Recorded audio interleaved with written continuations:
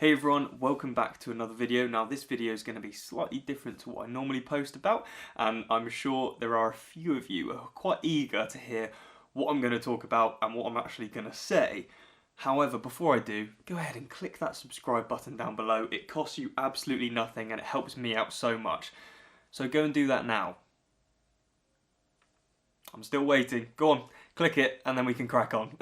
So, Challenge Salou was yesterday, and that is normally the first hit out for European triathletes. Unfortunately, due to some pretty bad weather conditions, it was changed from a triathlon to a duathlon. And as someone who saw some of the footage on social media, it seems like Challenge made the right decision. Now, obviously, if you raced the race and you were there, you'll know a lot more than me, so comment in the comment section below, but it seems like Challenge definitely made the right call. Now obviously we are triathletes, we always want to swim, bike and run, but the event organisers have to keep it safe at the end of the day. Now I'm only mentioning this purely to give you guys some context on what I'm going to be talking about now and a little bit later in this video, because this does have a part to play in the stuff that I'm going to be talking about. Before I do continue and go any further with this video, I do just want to say this is my opinion, and I fully appreciate not everyone is going to share the same opinion as me, and that's actually a good thing.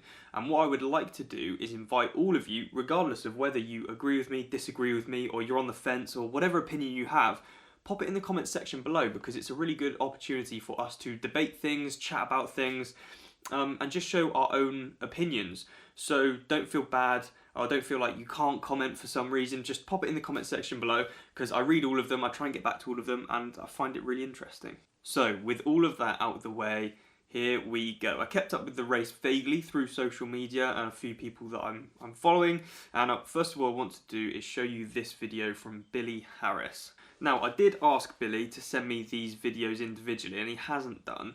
However, I will let you off, mate, just this once, because I can imagine you're quite busy celebrating with Fenella, and also it looks like you're on a training camp in Mallorca as well. So I will let you off just this once, alright? And actually talking about that, I do just have to give a massive shout out to Fenella Langbridge. Absolutely smashed the race, took the W, and she's just proving that all the hard work she's doing in training is paying off, and I think she's got an amazing season ahead of her. So well done, Fenella, awesome to see you do well. Back to this video. This is the video that Billy put on his own Instagram story. Now, most of you will know, but some of you might not, that Ironman races have a 12-metre draft rule, and what that basically means is that if you're within 12 metres of the person in front, in essence you are drafting, therefore you are cheating, and therefore you should, if someone sees you, like an official, get a penalty, which is a 5-minute drafting penalty. However, this was not an Ironman event, this was a challenge event, and the challenge rules are 20 metres. So if you're within 20 metres, you are risking, basically, getting a 5-minute drafting penalty. Now, as you can see from this footage, there is most certainly not a 12-metre draft rule, let alone 20 metres, which is what it's meant to be. They're so bunched up. I mean, it looks like a normal Sunday group ride. And I want to show you another photo right here from Tom Davis, who posted this on his social media this morning and I think yesterday as well. And he's a fellow British pro. He's a very established, very good British pro athlete, and he had a great race yesterday. But the issue is, because of drafting, he struggled to make contact with some people and was kind of like spat out the back a little bit. Fair play for finishing, mate. Hats off to you. But yeah, if the drafting rules were actually abided by, he might have got a far better result. So yeah, as you can see from this photo, I mean, it just looks like a normal Sunday group ride. Now, obviously, this angle makes it look even worse than it probably is, right? If you take a photo from that angle, even if people are separated, it's going to make them kind of look like they're pushed together with the compression of the lens. However, there's no doubt about this. You look at that photo, people are drafting, right? There's no doubt about it. So I've shown you the footage that I've got, and if anyone else has got any other footage, actually, please do shoot me a message and get it across to me, because I find it really interesting. But anyway, you've seen the footage. what is my opinion? And I doubt anyone really cares what my opinion is, but I'm going to give it to you anyway. Drafting is cheating. And to be honest, that's not my opinion. That's the facts. And within these groups of people drafting, you know exactly what you're doing. You know exactly what you're doing. There's no pretending that you don't know the rules. There's no pretending that you don't know what the distance is. These guys in these groups know exactly what they're doing. Now, as I mentioned earlier, it did change from a triathlon to a duathlon, and that does have a part to play. Because the swim was cancelled, it meant that far more people were bunched together coming into T1, and that led to more groups being established on the bike out of T1 and, to be honest, throughout the whole bike course. And I've also heard that there are some technical sections on the Salou course, and naturally people do bunch up a little bit when you're coming into corners and braking. But as you can see from this footage and the photos, there are no corners to be seen. There are no technical sections. This is wide open road. There's no reason for people to be bunching up. And if they are bunching up, they know exactly, like I said, they know exactly what they're doing and they know why they're doing it. So let's look at why the guys were drafting. Well, it's to win, of course, or to place higher than they might be capable of if they were racing honestly. And you have to understand, there's a lot on the line at these races. There's obviously prize money, and some races there's really good prize money. Other races there's not too good prize money. I'm not too sure what Salou is like, but normally Challenge are pretty good prize money, I think. There's PTO points, obviously, and that kind of can lead you up to earning more money as well. There's also just publicity opportunities, and if you race better, you get more publicity, more opportunity to get sponsors on board, get more money, get more products, all of this stuff. So there's a lot on the line, and these kind of, let's say, sponsorship deals from a big race or a great performance, these can make or break someone's career. Now, another reason for drafting is purely because other people are doing it. You will have all heard the saying, if you can't beat them, join them. Now, I'm sure a lot of these lads in the race are actually pretty fair most of the time.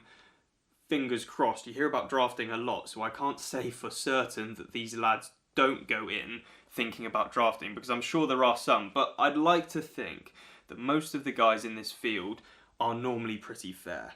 However, I'm sure they would have found themselves in this situation where they have to consider two things. Okay, do I go with the group and the thing that I just mentioned, if you can't beat them, join them, risk being penalised, having the 5-minute penalty, but also if you get away with it, you get the reward of prize money, publicity, PTO points, all of this stuff. Or do I race fairly, probably get spat out from the group because there's no way that you can hold that legal limit when there's people drafting and kind of moto pacing, and risk having a pretty bad result, risk kind of losing money, all your travel, accommodation, everything. That's a hard decision to make. Now, what you'll probably be thinking is, Harry, it's very easy for you to sit there and just slag people off from your living room. And I'll agree.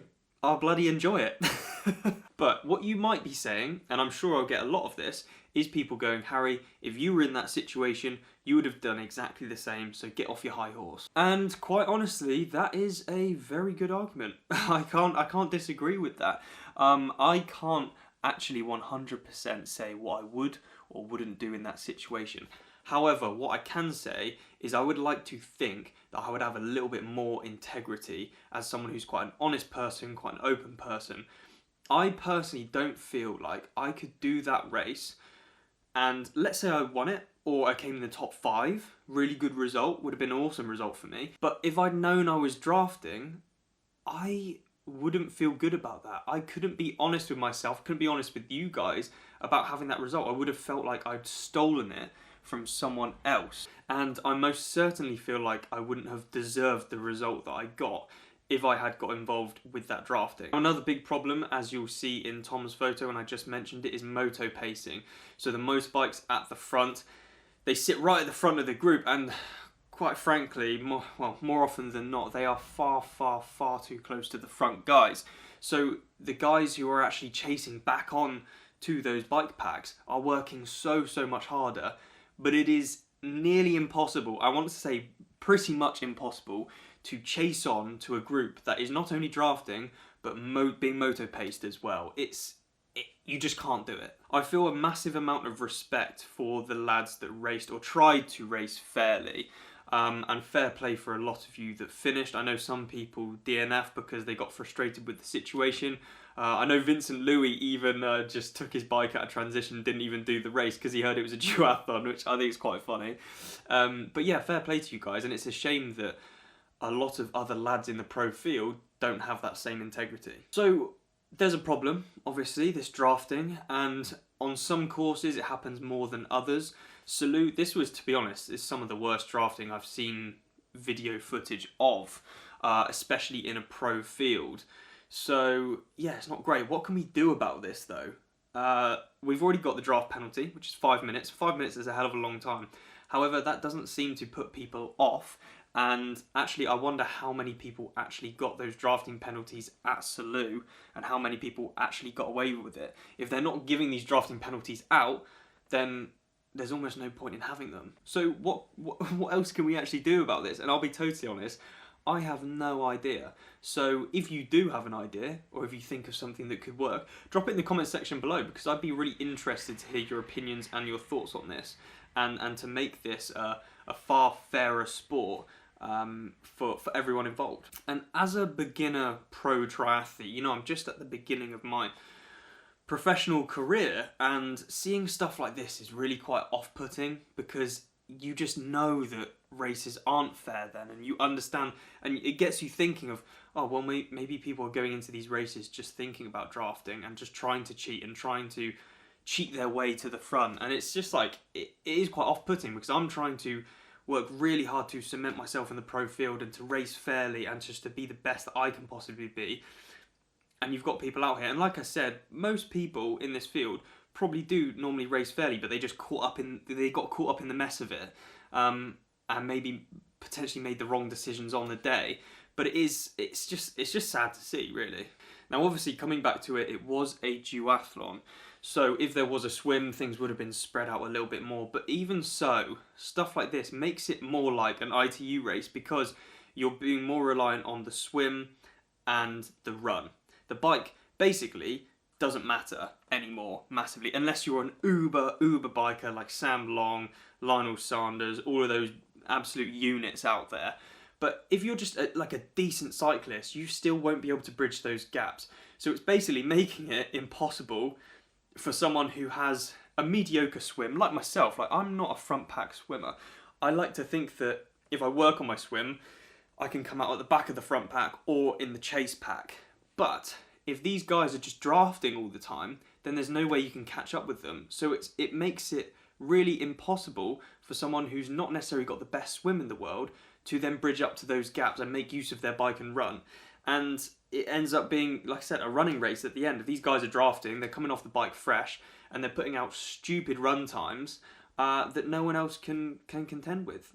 So that is all I'm going to say on this matter. A little bit of a rant. I hope you guys enjoyed this video, and please let me know what you think of it in the comment section below. Let me know if you've experienced anything like this before, and I will see you guys in the next video.